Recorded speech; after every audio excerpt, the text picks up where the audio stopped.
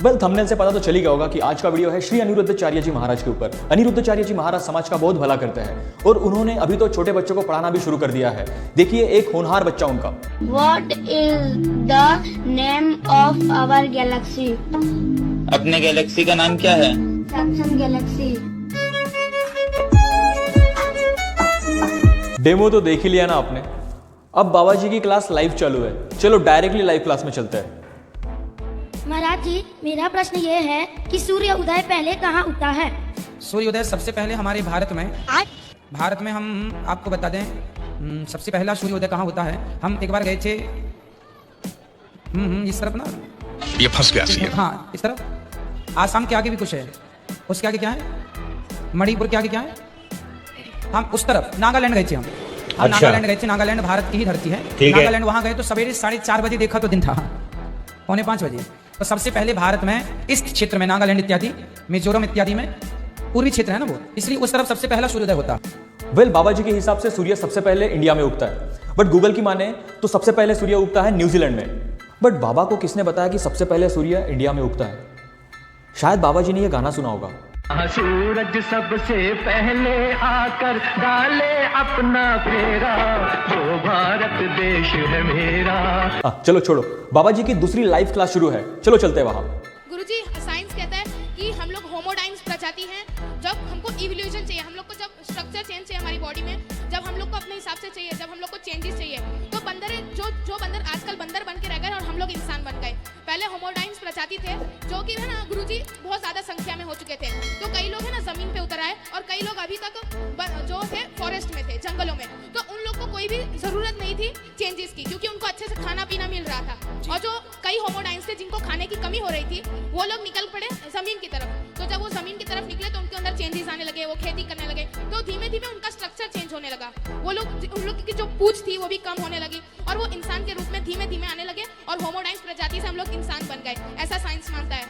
Science भी मान ही तो रहा है ना। साइंस भी कहता है कि होमोडाइन्स जो है वह धीरे धीरे बंदर से मनुष्य हो गया। कोई प्रूफ है साइंस के पास? ऐसे डीएनए स्ट्रक्चर्स और ये सब, हाँ कोई प्रूफ नहीं, वो बातें कर रहे हैं। बाबा जी डीएनए को बिल्कुल नहीं मानते, बट बाबा जी अगर कोई क्राइम होता है ना और वहां पे किसी का डीएनए मिलता है तो हम उसे एज अ प्रूफ मानते हैं और जिसका डीएनए रहता है उसको सजा मिलती है। बट बाबा जी बिल्कुल डीएनए को नहीं मानते। चलो आगे देखते हैं। डार्विन ने कह दिया कि हम बंदर की संतान हैं, तो कह देने से क्या है, आप कह दीजिए कुछ भी। अच्छा बताइए, साइंस भी साइंटिस्ट जो शोध करता है उससे बड़ा साइंटिस्ट आकर के उसके सिद्धांत को नकार देता है। ऐसा होता, बहुत सारी थ्योरी ऐसी हैं, बहुत सारी थ्योरी ऐसी हैं जिसको एक बड़े वैज्ञानिक ने नकार दिया, नहीं जी ये तुम गलत कह रहे हो। हाँ या ना? तो विज्ञान की बातें विज्ञान ही काट रहा है, उसकी थ्योरी को उसकी थ्योरी से ही काट रहा है। लेकिन ये बड़ी अच्छी बात कही आप। बाबा जी उसे इंप्रूवमेंट कहते हैं। जिससे पहले हम लोग पैदल चलते थे, फिर उसके बाद में साइकिल आ गई, फिर उसके बाद में बाइक आ गई, फिर उसके बाद में कार आ गई, फिर उसके बाद में प्लेन आ गया। ऐसा इंप्रूवमेंट किया है हमने, है ना? चीज को है ना। और इंसान से इंसान ही होता है, बंदर से बंदर ही होता है ना। आप सोचें कि बबूल के पेड़ में कभी आम लग जाए, क्या पॉसिबल है? नो। फिर बंदर से इंसान कैसे पॉसिबल हो सकता है? ना जी ना, ना जी ना। बाबा जी थ्योरी ऑफ इवोल्यूशन को बिल्कुल नहीं मानेंगे। उनके हिसाब से इंसान से ही इंसान आया है और बंदर से ही बंदर आया है। क्या बात है। उनके मेरे पास 2 होनहार स्टूडेंट्स और है, ये इनके वीडियो देख लो आप। मुझे मत समझाओ। न्यूमरेटर डिनोमिनेटर से बड़ा हुआ ना तो नेगेटिव में जाता है। यही अगर डिनोमिनेटर न्यूमरेटर से बड़ा होता तो पॉजिटिव में आता है। Don't you teach me math. और आले आपसे कुछ कहना है, जो व्हाइट फ्रॉक डाला और मैंगो शेक गिर जाए ना, फ्रॉक धो के आनी चाहिए। और डफर, मैंगो ऑरेंज होता है, ये येलो है। देख लिया, बच्चों का फ्यूचर बहुत ब्राइट है। चलो अब चलते हैं बाबा जी के मैथ्स वाले क्लास में। तो आप पढ़े लिखे हो तो बताओ फिर 70 में क्या जोड़ा कि 17 हो जाए? माइनस के 53। अरे माइनस प्लस नहीं लगेगा यार। माइनस आप जोड़ना है, घटाना नहीं है। हम बोल रहे हैं जोड़ो, प्लस करो, माइनस नहीं करो। 70 में क्या जोड़े कि 17 हो जाए? जोड़ना है, प्लस करना। पता नहीं। हिंदी से लिखो 70 और फिर हिंदी से लिखो 17, आ की मात्रा जुड़ जाएगी।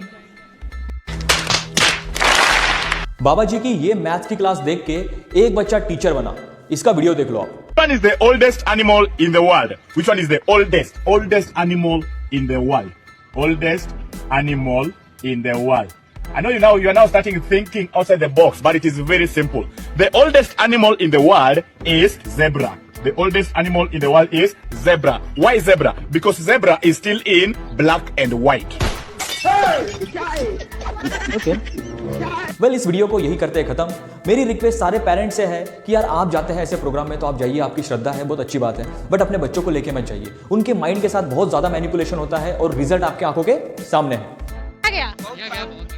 इधर आके बात करिए, कैसे खराब गया? कैसे जैसे जाता है। पढ़ के नहीं आए थे? पढ़ के आए थे लेकिन गया ठीक ही ठाक, मतलब पढ़ के गए थे। हाँ पढ़ के गए थे। A+B का होल क्यू क्या होता है पता है? Yes ma'am. क्या A+B का होल क्यू? जवाब दीजिए। छोड़िए ना मैम, क्या इतना